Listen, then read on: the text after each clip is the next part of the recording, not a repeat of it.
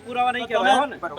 બરોબર મારે ખબર પડી તમે તપાસ કરી લો તમે અરજી આપી છે હું થાણા ઇન્ચાર્જ તરીકે હું પીઆઈ પર્સનલ હું જાતે એની તપાસ કરું છું અરજીની બરાબર પણ મારે એની લિમિટ મારી પાસે 150 અરજીઓ છે હવે દરેક અરજીમાં મારા પાસે આવશે તો આવી રીતે કરશે તો મારે કેવી રીતે કામ કરવાનું પડે બરાબર મને મારી તપાસ કરવા દો તમે મારી તપાસથી અસંતોષ થાય તમને યોગ્ય લાગે છે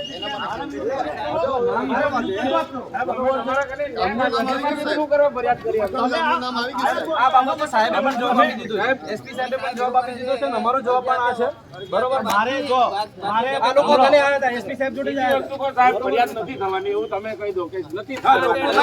આગળ જઈએ હાલના તબક્કે નથી ભાજપના કૂતરાઓના નામ છે ને એટલે આ વસ્તુ છે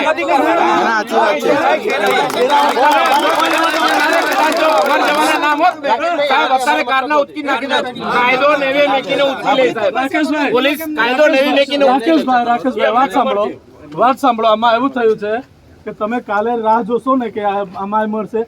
પ્રાઇમા ફેસી સાહેબે ચોખ્ખું કહી દીધું આ ગુનો બનતો જ નથી તમારું આ જ આવશે તમે એડવાન્સમાં કહી દીધું સરસ સાહેબ ધન્યવાદ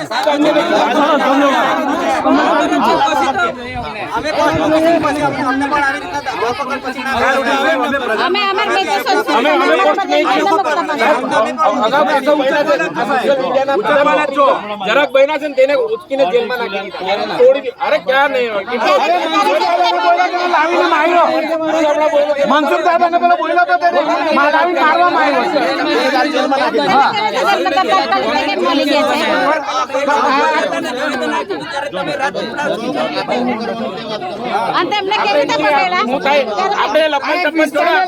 લગાવવાનું કામ કરી રહ્યો છે આ ભાઈ જે પોસ્ટ કરે છે એક વિસ્તારને લાંછન લગાવવાનું કામ કરે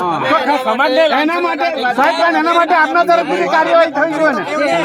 આપના તરફથી સાહેબ કાર્યવાહી થઈ જોઈએ પોસ્ટ રાજ વસાવાએ કરી છે તો રાજ વસાવાએ આ ખરાબ પોસ્ટ કેમ કરી છે એને ડુંખલ ગામનું નામ લઈને પોસ્ટ કરે છે કે ત્યાંની મા દીકરીઓ વિશે બોલે ને પણ નામ નથી બોલતો પણ આખા વિસ્તારને બાણમાં લઈને વાત કરે છે લોકોને દુભાય છે ને લાગણી દુભાવે છે ડુંખલ વિસ્તારની ડુંખલ વિસ્તાર એમનો ધારાસભ્ય વિસ્તાર લાગે છે તો બોલીએ ક્યાં બોલે એના માટે સાહેબ ભાઈ મને વાત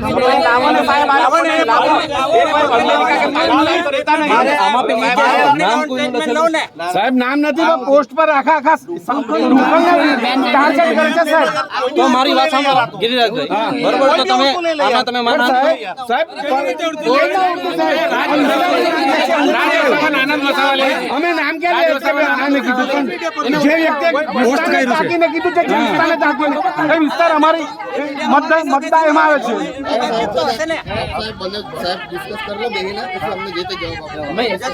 જો આ રીતે અમે જવાબ નહીં આપીએ બરોબર છે અમે જવાબ પેલા આપી દીધો છે ગુલામભાઈ હા જાહેરમાં કહી દઈએ બરોબર તમે આ બાબતે સીધા કોર્ટમાં પણ જઈ શકો છો કોર્ટ અમને હુકમ પણ કરી શકે છે ગમે ત્યારે કરી શકે છે નહીં કોર્ટ જાતે પણ તપાસ કરાવી શકે છે એવું જરૂર નથી પોલીસ મારફતે તપાસ કેટલો સમય થઈ જશે સાહેબ બરોબર એ તો બહુ સમય થઈ જશે કોર્ટ તપાસ કરતા તો બહુ સમય થઈ જશે એવું કામ છે વર્ષમાં લાગી જાય એવું કામ છે અમારે છેલ્લે પોલીસ પરથી ન્યાયની અપેક્ષા છોડી દેવાની આ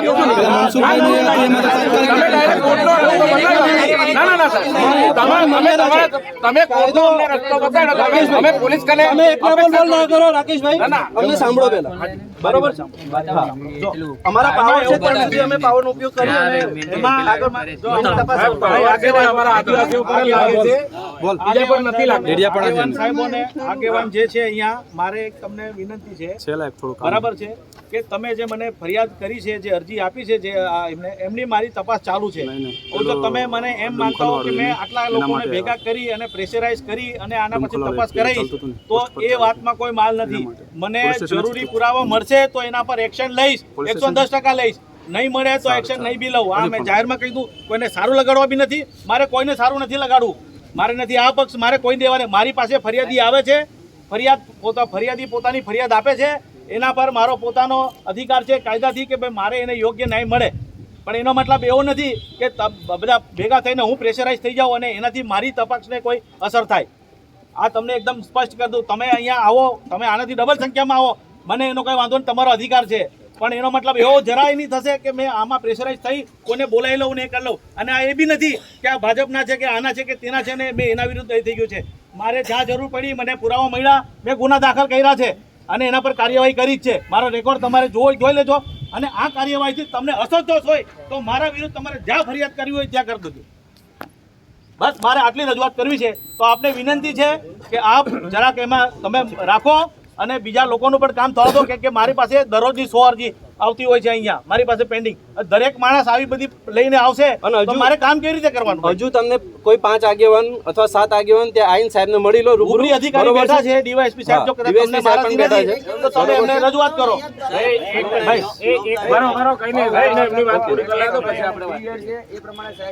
ક્યારે આપેલી ક્યારે અમુક ટાઈમ આપીએ, કાંઈ વાંધો નહીં. 3 દિવસ થયા હજી.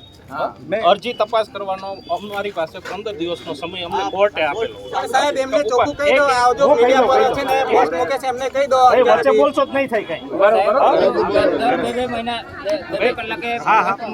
કોઈ 2 કલાકે નહીં બદલે. સાંભળી લો, જો અમને ખબર છે કોઈ પણ ગામને બદનામ કરવું ને એ યોગ્ય નથી.